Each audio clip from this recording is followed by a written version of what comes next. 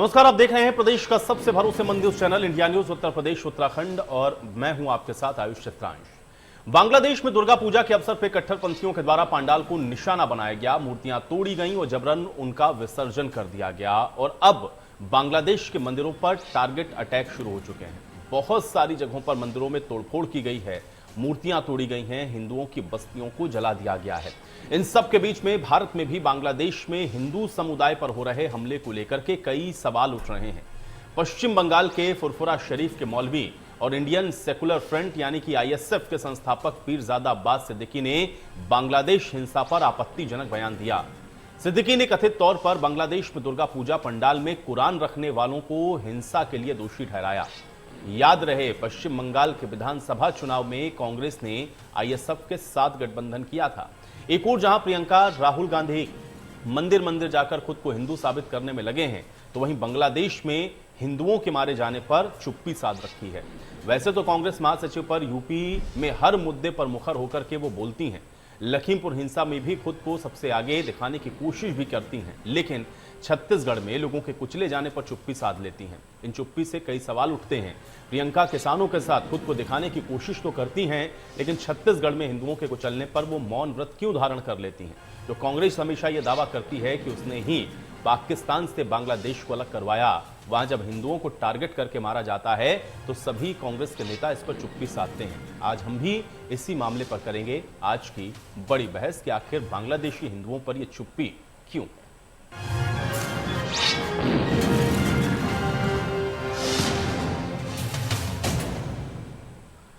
तो सवाल बहुत गंभीर हैं, खासतौर से अगर आप ये देखें, क्योंकि जिस तरह के बयान दिए जाते हैं, अगर यही घटनाएं घटित हों हिंदुस्तान के अंदर तब भी आप देखते हैं कि एक बड़ी चुप्पी रहती है। लेकिन बांग्लादेश में जो इस समय हो रहा है वो वाकई में तस्वीरें वहां से जो आ रही हैं या जिस तरह की समय वहां पर स्थितियां बनी हुई हैं, वो ये सोचने पर मजबूर कर रही हैं कि आखिर वहां पर ये इस तरह की स्थितियां क्यों बन रही हैं। और सवाल उसके साथ फिर ये भी जुड़ता है कि ये सिलेक्टिव पॉलिटिक्स आखिर क्यों होती है। आपको याद हो, प्रधानमंत्री ने भी अपने एक संबोधन में इस बात का जिक्र किया था कि जो सिलेक्टिव सोच है या जो सिलेक्टिव पॉलिटिक्स हो रही है, ये देश के हित के लिए अच्छी नहीं है। इसलिए मुद्दे अगर देश से जुड़े हुए हैं या फिर किसी भी तरह से वो देश को प्रभावित कर रहे हैं, तो उस पर मुखर होकर के राजनेताओं को वैसे ही प्रतिक्रिया देनी चाहिए जैसे किसी और घटना पर उनकी प्रतिक्रिया होती है। क्योंकि जब ये सिलेक्टिव पॉलिटिक्स होनी शुरू होती है तो उसके बाद ये इस तरह के जो सवाल हैं वो उठते हैं। हालांकि हिंसा के दौरान आपको पता है 20 से ज़्यादा लोगों की जान जा चुकी है, आगजनी हुई है, तोड़फोड़ हुई है, कई लोगों की इसमें जान जा चुकी है और हिंदुओं पर सिलसिलेवार ढंग से जो हमला है वो जारी है।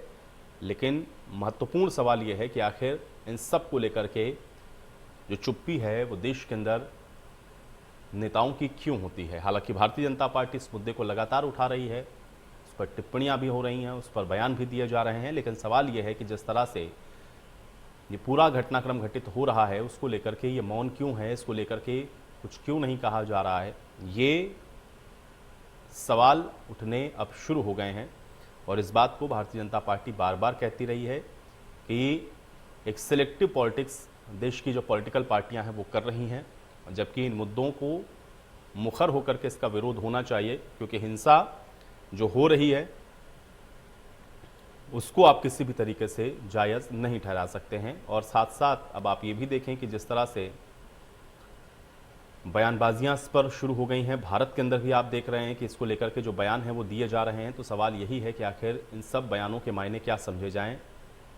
और जिस तरह की स्थितियां इस समय बन रही हैं, ख़ासतौर से बांग्लादेश जो कि बिल्कुल सटा हुआ और एक पड़ोसी मुल्क आपका है, अगर वहाँ पर ऐसी स्थितियाँ हो रही हों तो फिर उस पर चुप्पी क्यों है। साथ ही साथ देश के अंदर भी कई घटनाक्रम ऐसे हैं जिस पर भी आप देखते हैं कि कोई बयान या कोई प्रतिक्रिया नहीं होती है। छत्तीसगढ़ के अंदर भी जिस तरह से कार से कुचल करके श्रद्धालु मरे, उसको लेकर के भी कोई बयान नहीं दिया गया, खासतौर से कांग्रेस पार्टी की तरफ से। और इसलिए ये तमाम अहम सवाल है इसके साथ जुड़ते हैं और उठते हैं कि आखिर क्यों इस तरह की जो सिलेक्टिव पॉलिटिक्स है वो हो रही है। निशाना अगर बनाया जा रहा है हिंदुओं को, तो फिर उसको लेकर के मुखर होकर के क्यों नहीं बोला जा रहा है। क्या कहीं वोट बैंक का इसका खतरा सताता है? क्या कहीं ऐसा लगता है कि ऐसा ना हो कि जो संदेश देने की कोशिश हो रही है उसमें एक वोट बैंक उनका दरक जाए? तमाम ऐसी बातें हैं जिसको सोच समझकर जो पॉलिटिकल पार्टियां हैं वो अपने स्टेटमेंट्स को जारी करती हैं। लेकिन हिंदुस्तान के अंदर अगर मुखर होकर के आप बोल रहे हैं तो फिर जो घटनाएं आपके आसपास भी घट रही हैं उस पर भी बोलना उतना ही ज़रूरी है, और उस पर प्रतिक्रियाएं क्यों नहीं हैं, उस पर चुप्पी क्यों है, ये सवाल है।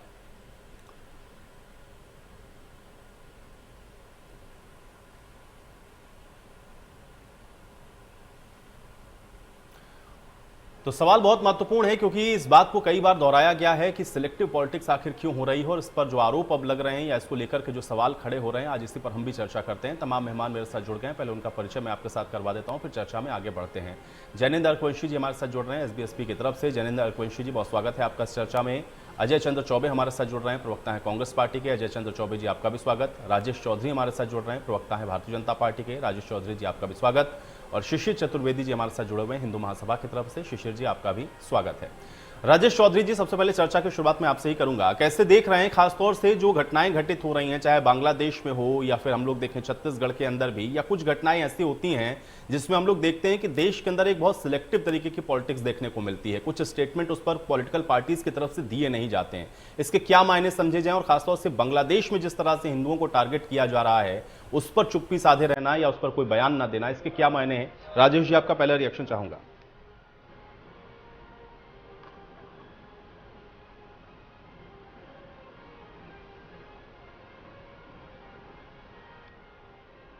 राजेश चौधरी जी, एक बार अपना माइक अनम्यूट कर लें आप।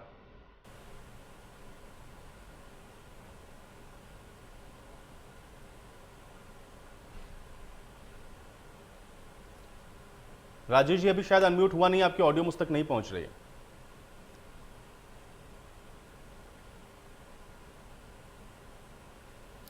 चलिए राजेश जी, मुझे लग रहा है शायद कुछ तकनीकी समस्या है, हम कोशिश करते हैं आपसे दोबारा कनेक्ट होने की। अजय चंद्र चौबे जी, मैं आपके पास आ जाता हूं, क्योंकि ये जो सवाल उठ रहा है कि कुछ घटनाएं ऐसी होती हैं जिस पर चुप्पी साध ली जाती है, ये सिलेक्टिव पॉलिटिक्स क्यों देखने को मिलती है? आपका पहला रिएक्शन मैं इस पर चाहूंगा।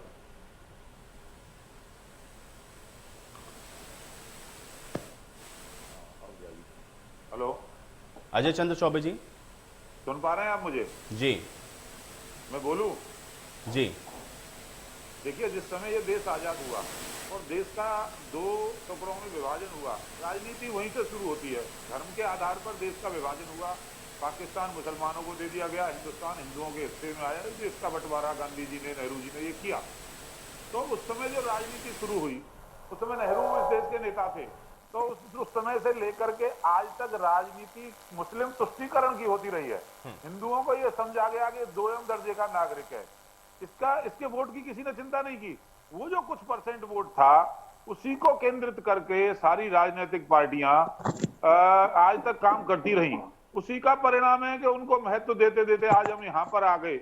और आज पहली बार ऐसा आप देख रहे हैं कि दुनिया में कहीं किसी हिंदू पर अत्याचार होता है तो मोदी जी की तरफ देखता है और भारत की तरफ देखता है। नहीं तो हिंदू को दोयम दर्जे का नागरिक बना दिया था, उसकी कोई सुनने वाला नहीं था, उसको जातियों में बांटने का काम किया था। ये सब राजनीति जो की कांग्रेस ने, उसके कारण से ये सब चीजें पैदा हुई। आज जो बांग्लादेश के अंदर हो रहा है बहुत चिंताजनक है, और हमारी सरकार उसको लेकर के गंभीर है। वहां की सरकार के लगातार संपर्क में, और हम पूरा प्रेशर वहां बना रहे हैं। तो आप देखिए, कोई भी राजनीतिक दल है, बीजेपी को छोड़ देंगे तो हिंदुओं की कोई बात ही नहीं करता है, तो मुसलमानों की बात करते हैं। कुछ परसेंट वोट लेना है और अपनी जाति का वोट जोड़ लेना है और जाकर के सत्ता में आ जाना है। ये केंद्र बिंदु बना करके काम किया है, उसके कारण से ये परिणाम आज हमको देखने को मिलता है। पर अब परिस्थिति बदली है। अब लोग कोर्ट के ऊपर जनेऊ पहनने लगे हैं, अब लोग मंदिर जाने लगे हैं। जो हिंदू नहीं है वो भी मंदिर जाने लगा है वोट के लिए। ये राजनीति का परिवर्तन मोदी जी के आने के बाद से हुआ है, और आने वाले समय में और मजबूती के साथ होगा। और दुनिया में कहीं भी यदि हिंदू है तो भारत उस हिंदू के साथ खड़ा हुआ है। अजय चंद्र चौबे जी, आपको आवाज मिल रही है मेरी?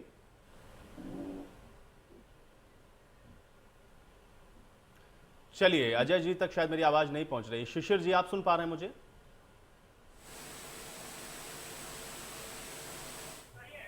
जी शिशिर जी, आपका रिएक्शन मैं चाहूंगा। ये सिलेक्टिव पॉलिटिक्स, इसको आप कैसे देखते हैं कि एक मुद्दे पर तो बोला जाता है लेकिन एक मुद्दे पर बिल्कुल चुप्पी साध ली जाती है, मौन हो जाता है, क्या मायने समझें? बहुत महत्वपूर्ण डिबेट है ये, कि जो 14 वर्षों का इस्लाम का जो इतिहास है, उसमें उनकी धार्मिक पुस्तकों में जो सभी दलों के हिंदू हैं, सनातन धर्मी हैं, उनको काफिर कहा गया है। तो गैर धर्म जो मुसलमान नहीं है सब काफिर है, और काफिरों के साथ जुल्म करना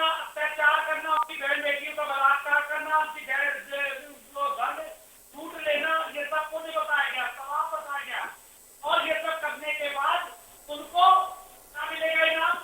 तो इनाम मिलेगा 72 हुए जन्नत में।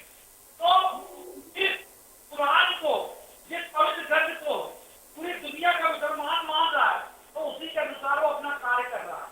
तो जहां जहां तक इनकी जनसंख्या ज्यादा है, वहां पर गैर धर्म के लोगों को जीना मुहाल है। सिखों की, बौद्धों की, जैनियों की, सनातन धर्मियों की, सबकी, ईसाइयों की, सभी की गौ आज दफन कर दी जाती है। आप बांग्लादेश की बात करते हैं, 13% हिंदू था, जो आज घट के वहां पर 8%। लगातार मंदिर तोड़े जा रहे हैं, अत्याचार और बहन बेटियों की इज्जत लूटी जा रही है, लेकिन पूरी दुनिया का मुसलमान आज देख रहा है, खुश हो रहा है। तो उसको भी बोल रहा है कि आग उनके घर में नहीं लगी है, आग सनातन धर्मियों में लगी है, और हम सनातन धर्मी इसके दोस्ती हैं। कैसे? क्योंकि तो अभी आप कश्मीर में देखिए, धर्म पूछ के गोली मार दी गई, वो बांग्लादेश ही, ये क्या यहाँ हिंदुस्तान में नहीं हो रहा। आप उत्तर प्रदेश में आइए, भाजपा के प्रवक्ता जी कुछ अच्छी बातें बता रहे थे, मैं उसको बताना चाहता हूँ, हिंदू वाली सरकार में क्या कम हिंदुओं के साथ क्या हो रहा है? आज इसी उत्तर प्रदेश में आयुष भाई, आपके चैनल पे कभी थी खबर, नेर तिवारी हत्याकांड हुआ था। नेर तिवारी के परिवार को योगी सरकार ने उनके बच्चे को नौकरी, कोर्ट में मुकदमा चलाने पूरी नहीं हुई। उसके बाद एक दूसरी हत्या हुई, स्वामी दिनेश्वर की, यहाँ पर लखनऊ के किरण क्षेत्र में, उनके बच्चों से, उनके परिवार से जो वादे किए आज तक पूरे नहीं हुए।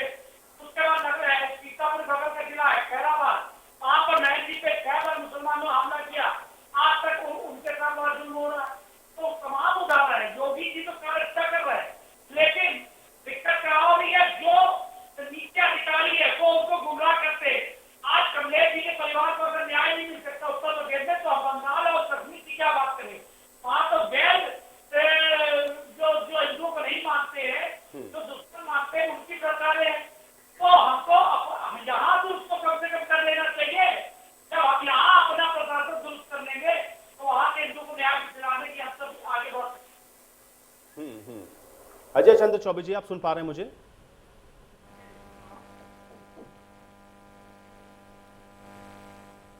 जी जी, अजय चंद्र चौबे जी, कुछ घटनाओं पर चुप्पी क्यों होती है? चाहे जम्मू कश्मीर की घटना हो, या बांग्लादेश की हम लोग घटना देखें, या छत्तीसगढ़ की हम लोग घटना देखें, उस पर कुछ रिएक्ट नहीं होता है, कोई ट्वीट नहीं होता है, न वहां जाया जाता है, न मिला जाता है। अपने देश की घटनाओं की ही मैं अगर जिक्र करूं तो ये सिलेक्टिव पॉलिटिक्स क्यों देखने को मिलती है?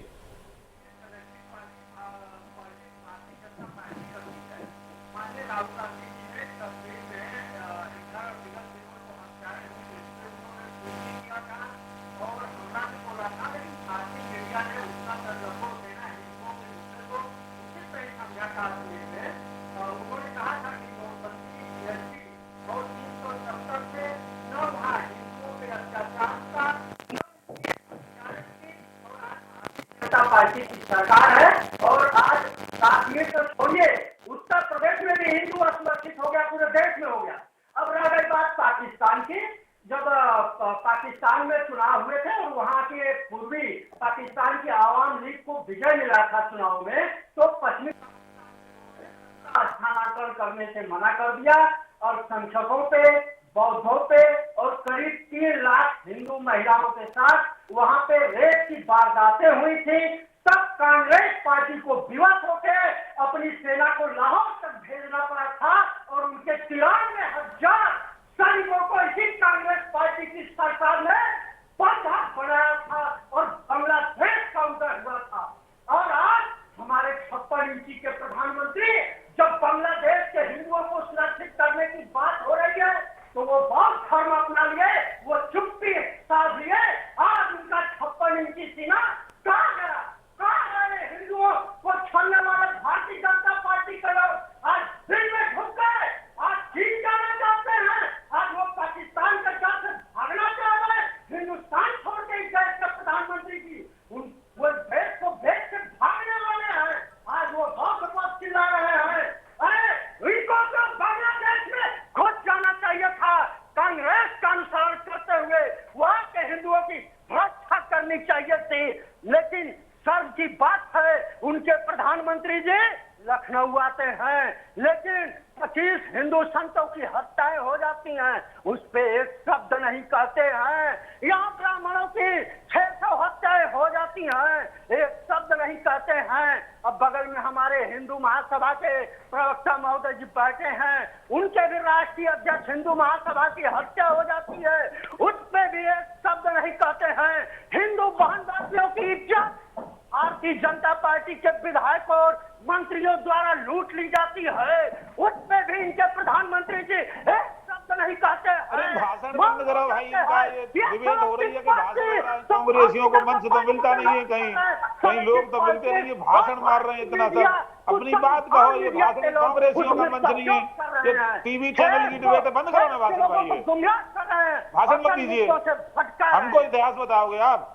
इंदिरा गांधी किसकी मजार पे गई थी? बाबर की पे, वहां जाकर के आंसू भाई। नटवर सिंह की किताब पढ़िए आप, नटवर सिंह की। हिंदू मुसलमान बुरा है, आ जाए बुराई से भारतीय जनता पार्टी जैसा वो हर इंसान बुरा है, इस देश के प्रधानमंत्री जैसा हर इंसान बुरा है।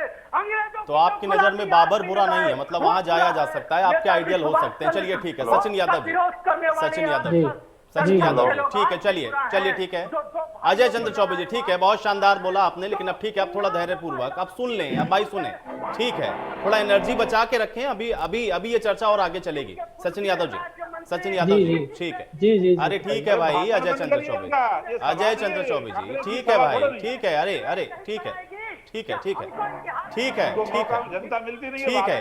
अरे अजय चंद्र चौबे जी, पानी वानी पी लीजिए भाई, ठीक है, हो गया हो गया हो गया। अजय चंद्र चौबे जी, ठीक है, अजय चंद्र चौबे जी, ठीक है, चलिए सचिन जी, आप सचिन जी को सुन लें, आप सचिन जी को सुन लें। सचिन, इनकी पार्टी क्या लाइन ले रही है इनको पता ही नहीं है। ठीक है सचिन जी, कांग्रेस पार्टी की लाइन क्या है इनको नहीं पता। सचिन जी, इनके जो राष्ट्रीय अध्यक्ष हैं सोनिया गांधी जी, राहुल ठीक गांधी, है, उनसे एक कहलवा, राजेश जी, पहले सचिन जी का रिएक्शन आ जाए, फिर आप लोग आपस में आरोप प्रत्यारोप करते रहिएगा। एक सेकंड सचिन जी, पहले सचिन जी, सचिन जी, ये सिलेक्टिव पॉलिटिक्स क्यों देखने को मिलती है? कुछ मुद्दों पर चुप्पी होती है, कुछ मुद्दों पर बड़ा मुखर होकर के बोलते हैं।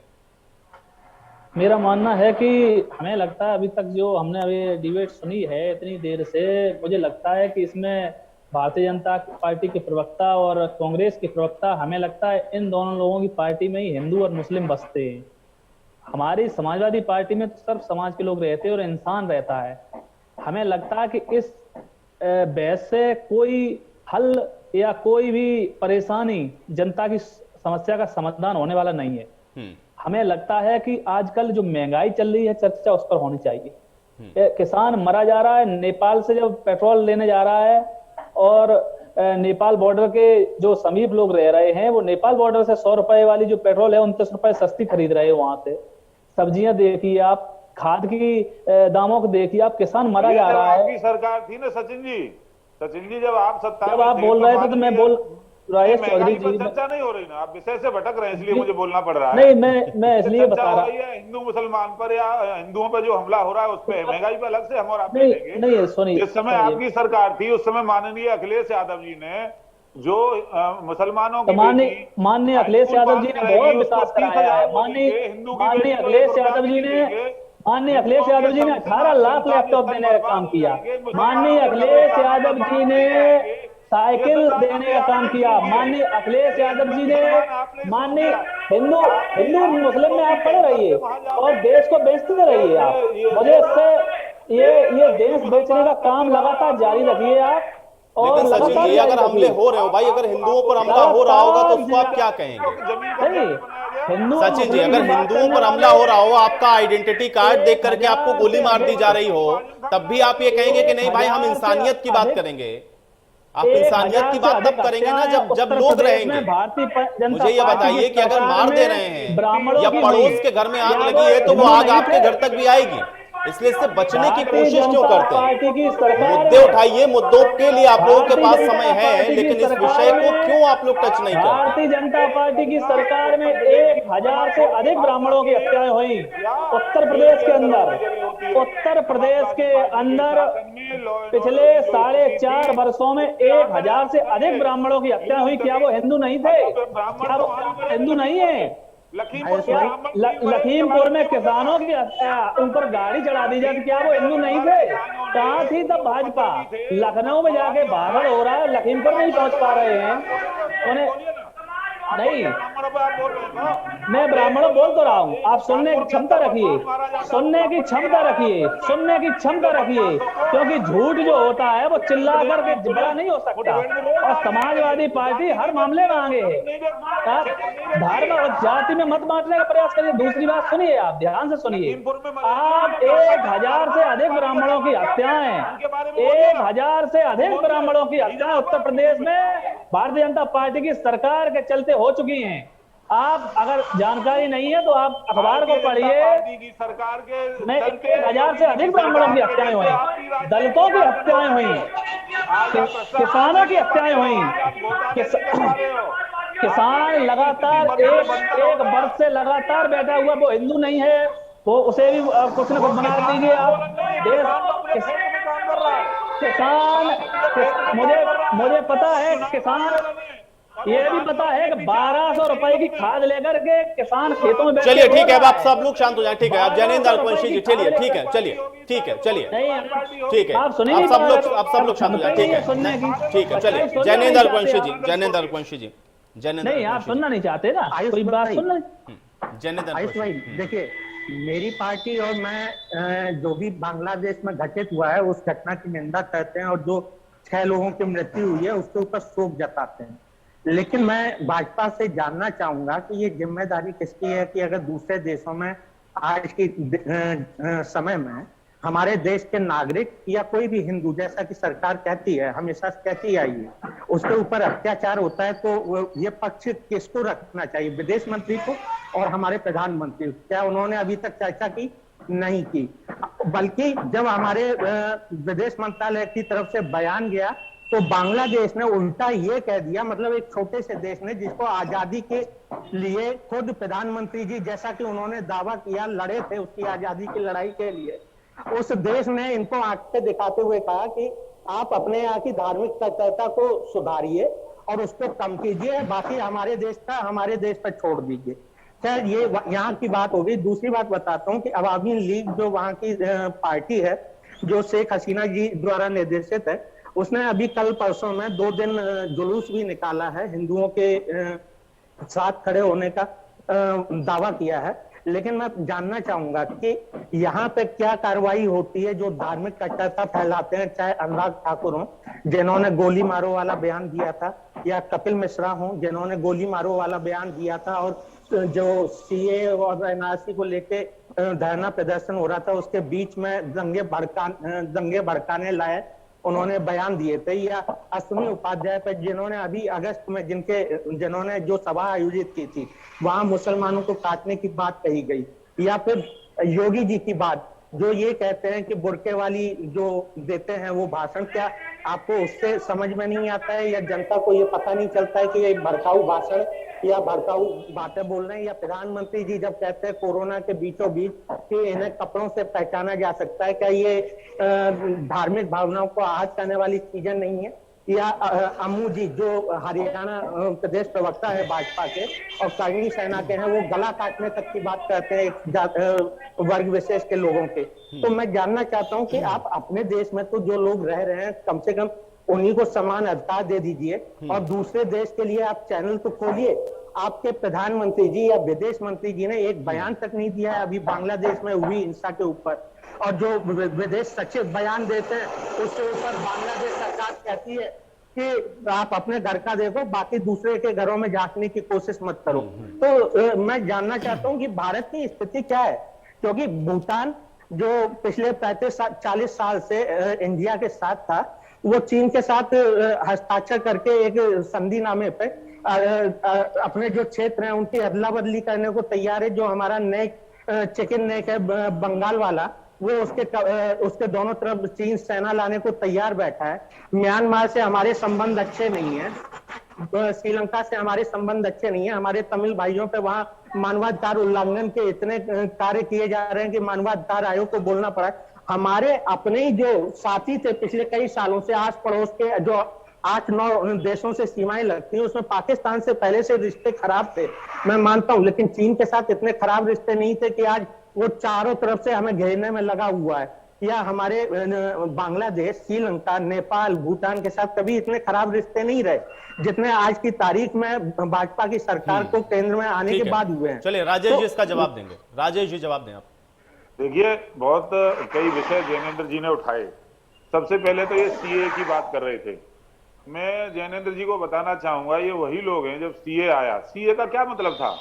केवल ये जो अल्पसंख्यक हैं जिनके ऊपर अत्याचार हो रहा था, हमारे जो भाई हैं हिंदू या जैन या सिख या पारसी, जिनका दूसरे देशों में अपमान हो रहा था, उनके शोषण हो रहा था, लड़कियों को लेके भग जाते हैं, उनके संपत्ति को छीन लेते हैं, उनको मारते हैं, वो यदि भारत में आता है और एक निश्चित समय तक यहाँ रहता है तो उसको यहाँ की नागरिकता दी जाएगी, उसका ये विरोध कर रहे थे। आप इनका दोहरा चरित्र देखिए। सीए का ये लोग विरोध कर रहे थे कि सीए लागू नहीं होना चाहिए। ये उस समय कुछ और रही बात देश के या बाहर जो हमारे हिंदू भाई रहते हैं उनके सुरक्षा की। आपने देखा तालिबान ने अफगानिस्तान पर कब्जा किया, भारत वो गौरवशाली देश है, अपने देश के नागरिकों को सुरक्षित रूप से निकाल करके लाया। यहाँ के अधिकारी, यहाँ की सेना, सब लोग लगे और उसको सुरक्षित निकाल करके लाने वाले वही मोदी जी हैं। और जो बंगाल के अंदर घटना घटी है, जो वहां बांग्लादेश के अंदर घटना घटी है, उसमें हमारी सरकार के दबाव के कारण से 60 लोगों को गिरफ्तार किया गया, उनको जेल के अंदर डाला गया है, उनके जांच हो रही है। नहीं तो कोई कहने वाला नहीं था हिंदुओं की, कोई बोलने वाला नहीं था। इससे पहले क्या हिंदुओं के खिलाफ घटना नहीं होती थी और ज्यादा घटनाएं होती थी। आज देश में, पूरी दुनिया के अंदर कहीं भी हिंदू रह रहा होगा, मोदी जी को सम्मान की दृष्टि से देखता है। और ये लोग केवल राजनीति करने की बात करते हैं। ये बोले ना इस बात को, हम सीए का विरोध नहीं कर रहे। क्यों विरोध कर रहे थे उस समय? आप जरा बताएंगे क्यों? उस समय तो ये कानून। लेकिन राजेश जी एक सवाल शिशिर जी ने भी उठाया कि अब उत्तर प्रदेश के अंदर भी आपका जो खासतौर से एडमिनिस्ट्रेशन है वो सही तरीके से काम नहीं कर रहा, नीचे के अधिकारी रिपोर्ट ऊपर सही पहुंचाते नहीं है। योगी जी भले ही इस बात को कह रहे हूं कि नहीं आपको ये काम करना है, लेकिन ऊपर तक सही जानकारी नहीं पहुंचती है। उनकी शिकायत प्रशासन को लेकर के हमेशा रहती है। मैं चाह रहा हूं उसका भी आप जवाब दें राजेश जी।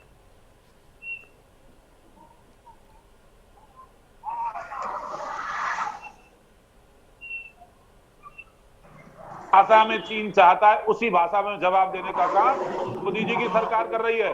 दुनिया के अंदर हर भारतीय आज सर ऊंचा उठा करके स्वाभिमान और सम्मान से बात करता है। ये हमने दिया भैया, ऐसी बात नहीं है। और कहीं भी कोई हिंदू रहता होगा और भारतवासी रहता होगा, उसके साथ सरकार पूरी तरह से खड़ी हुई है। शिशिर जी आयुष भाई एक मिनट। आयुष भाई और क्वेश्चन जी आऊंगा, पहले एक बार शिशिर जी की बात हो जाए।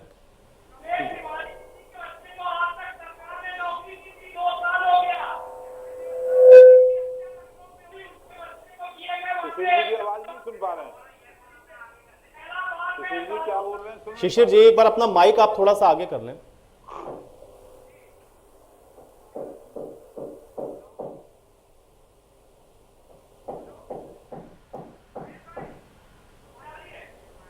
चलिए शिशिर जी की आवाज शायद नहीं आ पा रही है, कुछ तकनीकी समस्या। जैनिन जी क्या कहना चाह रहे हैं?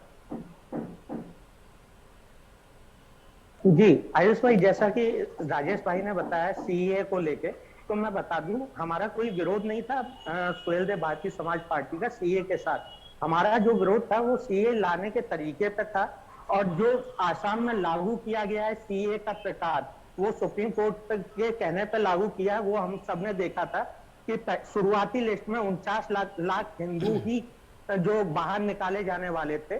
और दूसरी चीज, उसमें चीफ जो हमारे सुप्रीम कोर्ट के जज थे, उन तक को ये कह दिया गया कि आपका परिवार जो है वो बांग्लादेशी या बाहरी है। हमारे जो सेना के जनरल रैंक के लोग थे, लेफ्टिनेंट जनरल रैंक के लोग थे, उनके आधे परिवार को बोला गया कि आप बाहर के हैं, आप अंदर के हैं। तो हमारी पार्टी उसके विरोध में थी, ना कि सीए के विरोध में। दूसरी चीज मैं बताना चाहूंगा कि आयुष भाई, जो व्यक्ति जहां पर भी रह रहा है, ठीक है, अगर वो आना चाहता है, उसके लिए कोई दरवाजे हमारे देश के ना पहले बंद थे। हर धर्म के लोग आ रहे थे और आते गए हैं। आज हमारे यहाँ मुसलमानों के 72 फिरकों में से लगभग 69 फिरके मौजूद हैं। जो क्रिश्चियनिटी के 130 प्रकार हैं, 130 शाखाएं हैं, उसमें से लगभग 80 से 90 शाखाएं यहाँ हैं। यहूदियों की शाखा है, यहाँ पे अर्मेनिया के लोग रहते हैं, चीन के लोग रहते हैं, यहाँ हर धर्म जाति संप्रदाय के लोग रहते हैं। लेकिन मेरा कहना यह है कि अगर जो बांग्लादेश में हिंदू रह रहे हैं, वो कई 100 सालों से वहीं रह रहे हैं, और अगर उनके ऊपर अत्याचार हो रहा है तो क्या प्रधानमंत्री जी ने अभी तक एक भी शब्द बोला? नहीं बोला।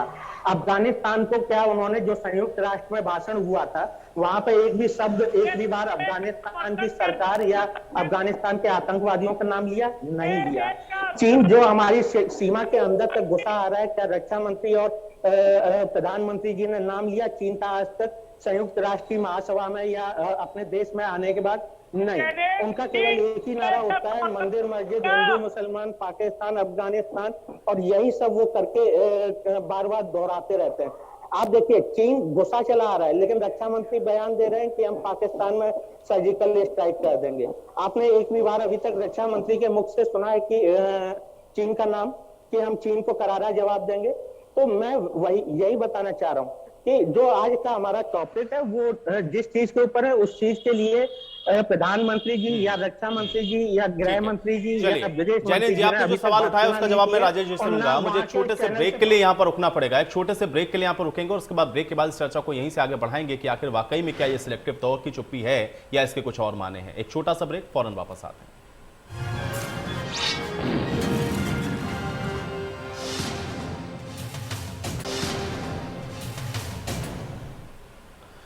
तो ब्रेक के बाद आपका स्वागत है। आज बड़ी बहस में हम लोग चर्चा कर रहे हैं सिलेक्टिव पॉलिटिक्स की, क्योंकि इसका जिक्र कई बार हुआ है। कुछ ऐसे मुद्दे रहे, चाहे देश के अंदर या देश के बाहर या आपके अड़ोस पड़ोस के मुल्क में, उसमें बयान को ना देना या उस पर चुप्पी साध लेना या उसको उस तरीके से नहीं कहना जिस तरीके से मुखर होकर के अन्य मुद्दों पर बोला जाता है। इसको लेकर के कई सवाल उठते हैं और खासतौर से भारतीय जनता पार्टी इस बात को कई बार दोहरा चुकी है कि देश के अंदर जो सिलेक्टिव पॉलिटिक्स हो रही है वो देश के लिए अच्छी नहीं है। लेकिन सवाल सत्ता पक्ष से भी हैं, सवाल भारतीय जनता पार्टी के लिए भी हैं कि अगर ये बात भारतीय जनता पार्टी कर रही है तो उन्होंने खुद किस तरह से मान सम्मान के हिंदुओं के लिए काम किया है, ये भी अपने आप में सवाल जुड़ता है। और कई सवाल अभी भी इस चर्चा के दौरान उठे हैं। एक बार फिर से चर्चा में वापस लौटेंगे, सभी मेहमानों के साथ चर्चा लगातार जारी है। अजय चंद्र चौबे जी, मैं आपके पास आता हूं क्योंकि जो बात कही जा रही थी कि कांग्रेस पार्टी खासतौर से देश के अंदर जिस तरीके की स्थितियां होती हैं उसमें उसका फायदा कहां है, उसको देखते हुए वो अपने जो स्टेटमेंट है वो जारी करती है। क्योंकि जो एक्टिवनेस लखीमपुर में नजर आई या वहां पर जाकर के जिस तरह से मेल मुलाकात की, वो चीज जम्मू कश्मीर के अंदर नहीं दिखी। उनके परिवार के साथ आप लोग नहीं गए, मिले नहीं, इसको लेकर के बहुत सवाल उठे। अजय चंद्र चौबे जी, मैं चाह रहा हूं इसका जवाब दें। क्या भारतीय जनता पार्टी ने कश्मीर में ब्राह्मणों को दोबारा बसा दिया? क्या भारतीय जनता पार्टी ने वहां ब्राह्मणों का विश्वास जीतने के लिए ब्राह्मण गवर्नर बनाया? क्या भारतीय जनता पार्टी ने ब्राह्मणों का और विश्वास जीतने के लिए ब्राह्मण राष्ट्रपति बनाया? क्या हिंदुओं का गौरव लौटाने के लिए पश्चिम बंगाल में मोदी जी की राफेल और पैदल सेना घुसी? क्या उन्होंने आराम से बोलो, ऐसा क्यों बोल रहे हो आप? धमकाया? आराम से डिबेट करिए भाई, इतना दुखी मत होइए, जवाब दे दूंगा मैं आपको। बोलिए चौबे जी। देश से गद्दारी कर रहे हैं, हिंदुओं से गद्दारी कर रहे हैं। अब इनके प्रधानमंत्री बौद्ध भिक्षु होकर सिद्धार्थनगर में रो रहे हैं, उधर हिंदू बांग्लादेश में रो रहा है, इधर हिंदू उत्तर प्रदेश में असुरक्षित है, उधर कश्मीर में हिंदू असुरक्षित है, पूरे देश में त्राहिमाम मचा हुआ है। बांग्लादेश भी हिंदुस्तान को आज धमका दे रहा है। आज भारत भुखमरी में बांग्लादेश से भी पीछे आ गया है। कभी अमेरिका रेमडेसिविर के लिए धमका दे रहा है। 135 करोड़ की जनता को आज हमारे 56 इंची प्रधानमंत्री जी ने शर्मसार कर दिया है। वहां से बांग्लादेश में बसे अपने हिंदू भाइयों की रक्षा के लिए उनकी सेना आज एक भी कदम नहीं चली है। और वो भागवत जी जो बता रहे थे, उनकी सेना 3 दिन में तैयार हो जाती है, सेना को महीनों लगता है। वो बनारस में रो रहे हैं, वो अयोध्या में गिड़गिड़ा रहे हैं। अरे पूछिए, अयोध्या के राम की सौगंध खा के भागवत जी की सेना बांग्लादेश कब देगी? जैसे हमारी कांग्रेस पार्टी की सेना लाहौर घुसी थी और 93,000 पाकिस्तानी सैनिकों को युद्धबंदी बनाई थी। अजय चंद्र चौबे जी, वो कांग्रेस पार्टी की सेना थी, वो कांग्रेस पार्टी की सेना थी जो घुसी थी। प्रधानमंत्री जी ने वो कांग्रेस पार्टी की सेना थी। अजय चंद्र चौबे जी, अजय चंद्र चौबे जी, अजय चंद्र चौबे जी, कांग्रेस पार्टी की सेना थी कि देश की सेना थी? क्योंकि अगर आप क्रेडिट लेंगे कि कांग्रेस पार्टी की सेना थी तो उसके बाद फिर क्रेडिट भारतीय जनता पार्टी को भी लेने दीजिएगा। फिर मत ये कहिएगा कि अरे ये तो सेना की कार्रवाई है। इसमें नरेंद्र मोदी क्यों ये कहते हैं कि भाई हमने सर्जिकल स्ट्राइक कर दिया या हमने एयर स्ट्राइक कर दिया, तब तो आप कहते हैं वो तो सेना का काम है, सेना ने किया। आप कह रहे हैं कांग्रेस की सेना घुस गई थी। कांग्रेस की कौन सी सेना है अजय चंद्र चौबे जी? कांग्रेस की सेना कौन सी है, पहले मैं वो थोड़ा सा जानना चाहता हूँ। इनको पता ही नहीं है क्या बोल अजय रहे हैं। चंद्र चौबे जी, कांग्रेस की सेना क्या है? चौबे जी, चौबे जी, चौबे जी, चौबे जी, कांग्रेस की सेना क्या है? कांग्रेस की सेना क्या है? कांग्रेस की सेना वही है, इस पूरे हिंदुस्तान के 135 करोड़ की सेना जो इस हिंदुस्तान के रक्षा के लिए सरहद पे लड़ती है। कांग्रेस की सेना वो है। तो 135 करोड़ की सेना ने लड़ा था बांग्लादेश को अलग कराने के लिए। अरे अजय चंद्र चौबे जी, अजय चंद्र चौबे जी, ठीक है, अजय चंद्र चौबे जी, उस समय 135 करोड़ थे भी नहीं, उस समय तो 135 करोड़ थे भी नहीं। चलिए ठीक है चौबे जी भाई, ये तो भाषण की तरीके से आप बिल्कुल बोल रहे हैं, ये भाषण नहीं, ये डिबेट है। अजय चंद्र चौबे जी, ये डिबेट है, डिबेट है, माइक वाला ये मंच नहीं है भाई। जनता नहीं बैठी ऐसे सामने की अभी वाह वाह करेगी, ताली बजाएगी। ठीक है चौबे जी, चौबे जी, ठीक है, चलिए कांग्रेस की सेना है, ये आज एक नई जानकारी मुझे पता चली है। शिशिर चतुर्वेदी जी क्या कहना चाह रहे हैं? मैं ये कह रहा था कि डबल स्टैंडर्ड राजनीति ये होती है कि प्रियंका जी उत्तर प्रदेश में आके लखीमपुर में जाती है, लेकिन जो कश्मीर में हिंदू मारा जाता है वहां नहीं जाती है। ये इसको कहती दोहरी पॉलिटिक्स। तो हमारा कहना है कि इस वक्त देश को जरूरत है भारतीय जनता पार्टी, इससे मैं पूछना चाहता हूँ कब मिलेगा कमलेश तिवारी के परिवार को न्याय? 2 साल हो गए, उनके बच्चे को वादा किया था आपने नौकरी का, उनके अपराधियों पे फास्ट कोर्ट में मुकदमा चलाने का, नहीं पूरा हुआ। स्वामी दिनेशानंद के परिवार को आपने वादा किया था, क्यों नहीं पूरा हुआ? तो अगर ये दोषी है तो ये भी दोषी है, दोषी दोनों कटघरे में है। योगी जी अच्छा काम कर रहे हैं, लेकिन नीचे के अधिकारी ऐसी फाइलों को दबा देते हैं। दुर्भाग्य है, न्याय हमको दोनों तरफ चाहिए। हिंदुओं के लिए अभी ये जो हमारे रघुवंशी जी जैनेन्द्र जी बोल रहे थे, इनका दल हो, ये कांग्रेसी भाई का दल हो, समाजवादी दल हो, इनसे पूछिए क्या अब तक क्या जो दूसरे देशों में हिंदू है उनको यहाँ बसाने का मोदी जी ने जो बढ़ाया था, सीए कानून लाए थे, उस पर ये लोग विरोध क्यों कर रहे हैं? यही लोग तीनों जने पर विरोध कर रहे हैं। अब आज ही समाजवादी के साथ जैनेन्द्र जी की पार्टी संबंध बना ली है, सबकी विचारधारा एक है, लेकिन चैनल पे अलग अलग बात करेंगे। ये सीए का विरोध क्यों कर रहे हैं? हिंदुओं का विरोध नहीं कर रहे हैं क्या ये लोग? अगर मोदी जी, योगी जी एक अच्छा कानून ला रहे हैं, देश के बहुसंख्यक जो दूसरे देशों में अल्पसंख्यक कम्युनिटी है उनको अपने देश में पनाह दे रहे हैं, क्या ये पाप है? ये क्या गुनाह है? ये लोग क्यों नहीं सीए का समर्थन करते हैं? ये तो सरकार में आते हैं तो आतंकवादियों की रिहाई की किसने बात की थी? समाजवादियों ने की थी। उत्तर प्रदेश की सरकार में जब समाजवादी थे और उनका समर्थन कांग्रेस दे रही थी, उस वक्त आतंकवादियों को ये लोग छोड़ रहे थे। देखिए शिशिर जी, वो तो इंसानियत की बात करते हैं ना, वो हिंदू मुसलमान की कहाँ बात करते हैं, वो तो इंसानियत की बात करते हैं। चलिए सचिन जी इसका जवाब देंगे। सचिन जी, आतंकवादियों को छोड़ना। सचिन जी, सचिन जी, जी जी जी, तो पुलवामा में कितना आरडीएक्स था वो मिल गया है क्या?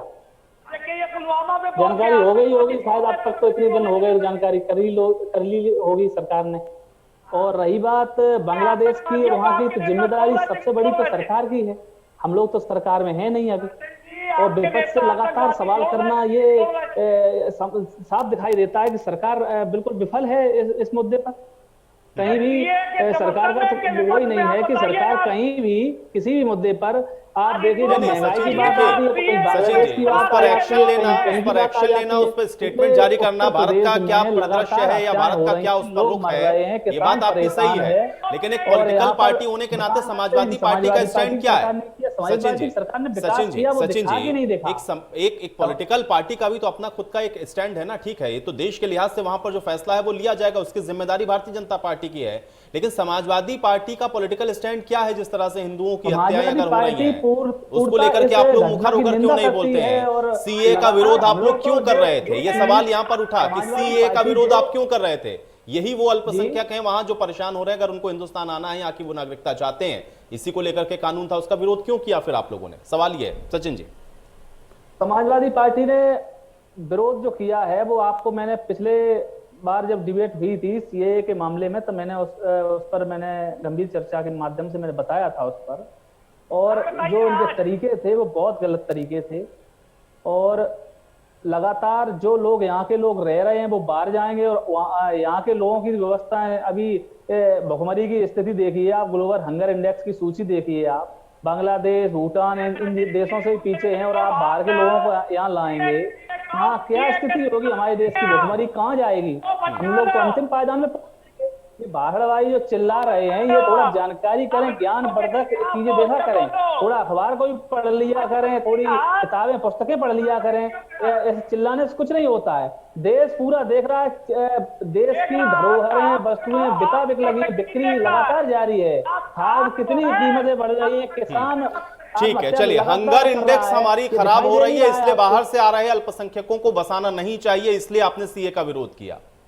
समाजवादी पार्टी का साफ साफ है, पहले यहाँ के लोगों की व्यवस्था बाहर जो हो रहा है होने दीजिए, पहले यहाँ के लोगों की चिंता करिए। चलिए ठीक है, अब आपका स्टैंड आ गया। मैं यही तो समझना चाह रहा था ना, यही मैं समझना चाह रहा था कि स्टैंड क्या है। अब आपने बता दिया कि पहले भारत के लोगों को देखिए, बाहर अगर कुछ हो रहा है तो वहां होने दीजिए, उनके अपने देश की जिम्मेदारी है, पहले अपना देश को संभाल लीजिए। ठीक है, आपका स्टैंड मैं समझ गया। अब राजेश जी जवाब दें।